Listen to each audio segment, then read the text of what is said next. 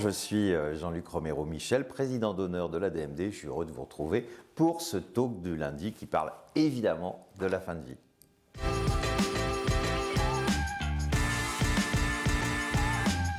Retour sur la semaine dernière, j'étais à Panazol, à côté de Limoges, invité par la municipalité pour parler de la fin de vie. Plus de 200 personnes, je crois que dans cette ville, il n'avait jamais eu autant de monde pour un débat.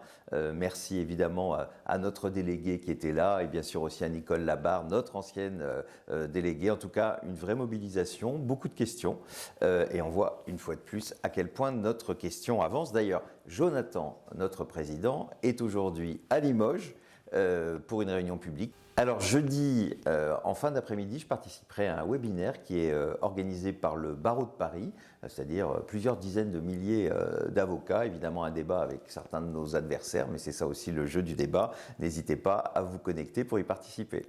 Alors comme vous le savez depuis le 12 mars, depuis le week-end dernier, c'est la semaine de mobilisation de l'ADMD. C'est extrêmement important quand nous sommes dans une période d'élection et notamment d'élection présidentielle d'être sur le terrain. Il y a des marchés dans toute la France, vous regardez sur nos réseaux sociaux et vous trouverez le marché qui est le plus proche de vous pour aller accompagner nos délégués qui seront sur le terrain.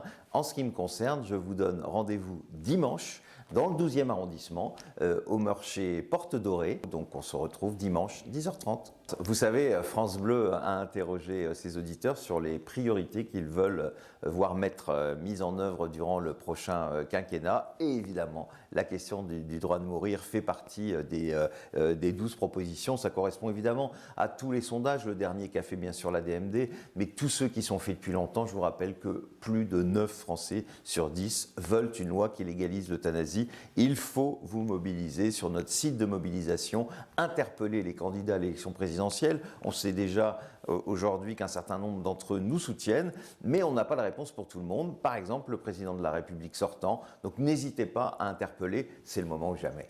Alors, il ne faut pas se cacher qu'on est évidemment dans une période difficile après la Covid, qui continue d'ailleurs, hein, les chiffres ne sont pas si bons que ça, faites attention. Cette guerre en Ukraine, et on a vraiment une pensée pour tous ces Ukrainiennes et ces Ukrainiens qui subissent une guerre injuste. Évidemment, l'actualité est forte là-dessus, mais on ne peut pas oublier, malgré cette actualité, que quand même une des préoccupations aussi majeures des Français et qu'il faut bien sûr traiter, c'est la question de la santé. C'est la deuxième, après le pouvoir d'achat, c'est la deuxième question essentielle pour les Français. Et on voit bien qu'après ce qu'on a vécu pendant la Covid, le manque de moyens, etc., il est vraiment important que durant cette campagne, on évoque cette question. Différents oraux ont eu lieu, je pense notamment à celui de la mutualité française qui a interpellé les candidats. Et nous, de notre côté, il faut évidemment qu'on continue. Ça ne veut pas dire pour autant qu'on n'oublie pas ce qui se passe aujourd'hui en Ukraine. Et je le dis encore une fois de plus, à l'ADMD, on est solidaire. D'ailleurs, vous le voyez, j'ai le ruban sur moi, on est solidaire avec nos amis ukrainiens.